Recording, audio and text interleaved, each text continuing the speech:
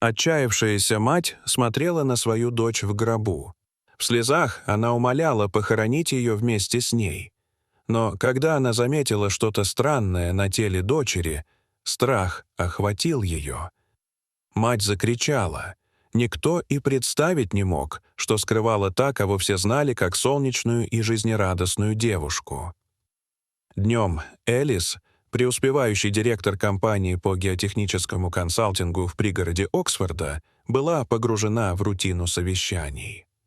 День с самого начала казался ей странным, словно неясная тревога нависла над ней. Но она не позволяла этому ощущению мешать ее работе. Сверяла документы, обсуждала стратегии с командой, демонстрируя ту же уверенность, которая привела ее на вершину. Посреди важного совещания ее телефон зазвонил. Элис раздраженно бросила взгляд на экран и заметила, что вызов поступал снова и снова. Она уже просила всех не беспокоить ее в рабочее время. Слегка извиняясь, она вышла в коридор и ответила на звонок. На экране высветилось «Клиника Сент-Мэри». Именно там училась ее дочь Мэри, будущая медсестра. «Здравствуйте, миссис Тейлор. Это клиника Сент-Мэри. Простите, что вынуждены сообщить, но...» Следующие слова разрушили мир Элис.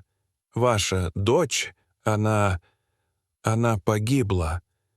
Элис словно провалилась в бездну. Это была ошибка. Абсурд. Ей казалось, что земля уходит из-под ног. «Этого не может быть! Это не может быть правдой!» — пробормотала она. «Мы понимаем вашу боль, мадам. Но ваша дочь попала в серьезную аварию. Врачи сделали все возможное...»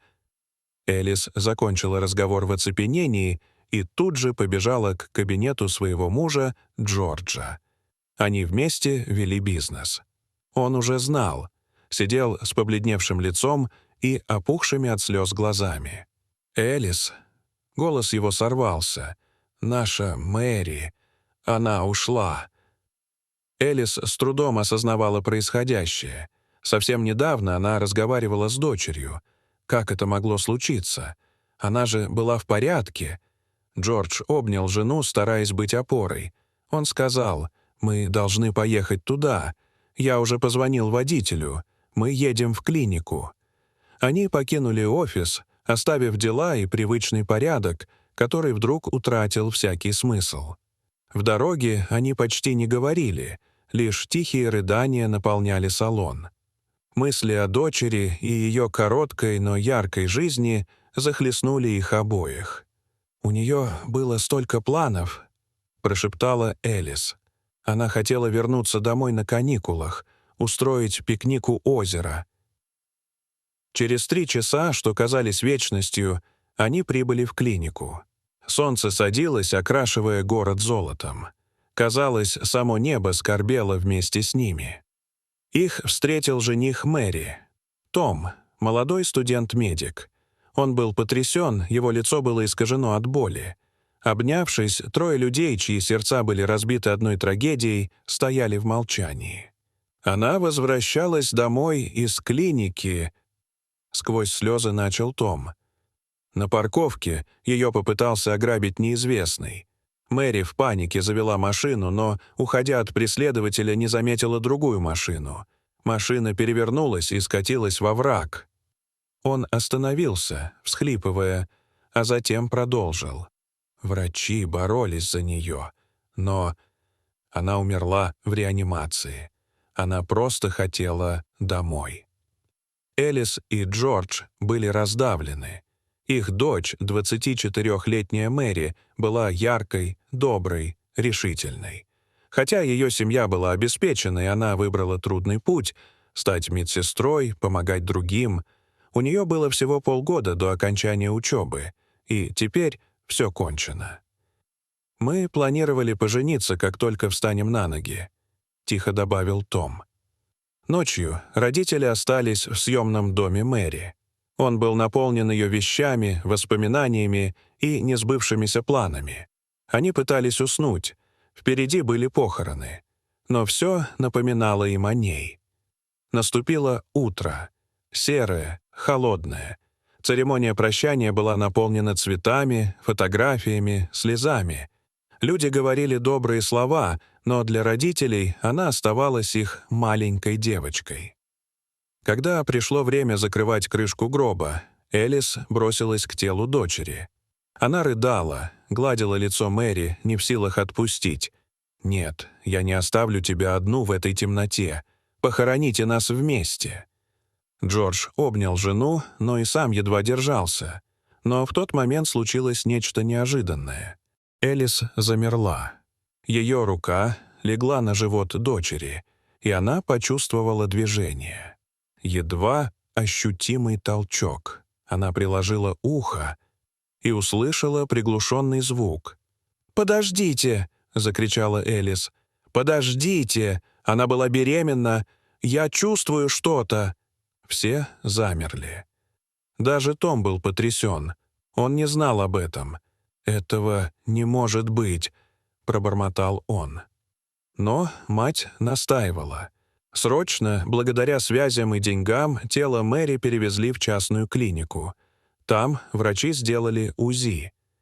И действительно, внутри находился ребенок. Малышка. Все еще живая. «Это невозможно», — шепнул врач. Срочно была проведена операция по извлечению плода. Это была девочка. Крошечная, недоношенная на 5-м месяце. Она почти не дышала. Малышку поместили в инкубатор. Начали борьбу за ее жизнь.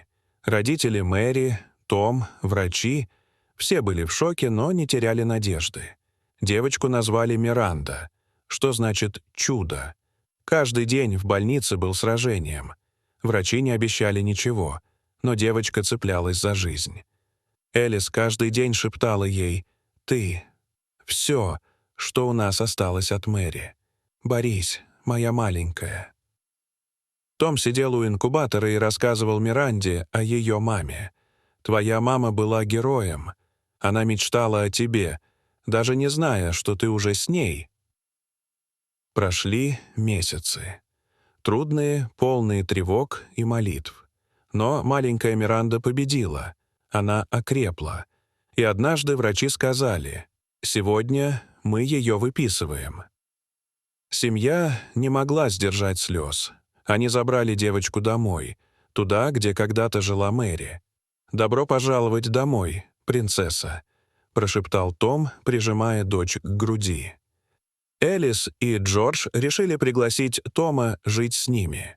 Он стал для них не только зятем, но и сыном. Они вместе растили Миранду с любовью и заботой.